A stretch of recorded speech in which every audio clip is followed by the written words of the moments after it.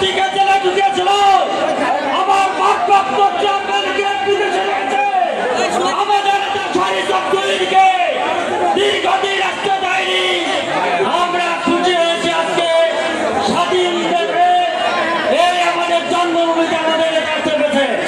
তার বক্তব্য সাথে আপনারা এসেছেন তো আপনারা ধৈর্য ধরে থাকেন, উনি আপনাদের মাঝে বক্তব্য দেবেন।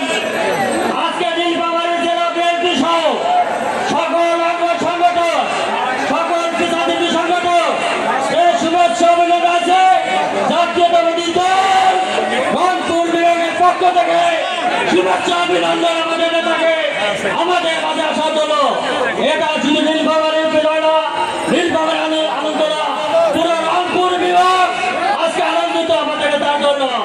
সুতরাং আগামী দিনে রংপুর বিভাগ নীলফামারী রাজনীতির জন্য যে নেতা আমাদের পথ নির্ধারণ করবেন তার পত্র চলবে নির্দেশনায় বেশ খালেদা নির্দেশনা আমাদেরকে নির্দেশনা করবেন।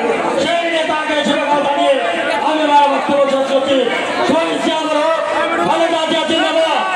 আগামী দিনে একটি দফার আলোকে যে বাংলাদেশ গড়াবে, নতুন বাংলাদেশ গড়াতে প্রতিদিনে আমাদের ভারত প্রতিষ্ঠা করবে।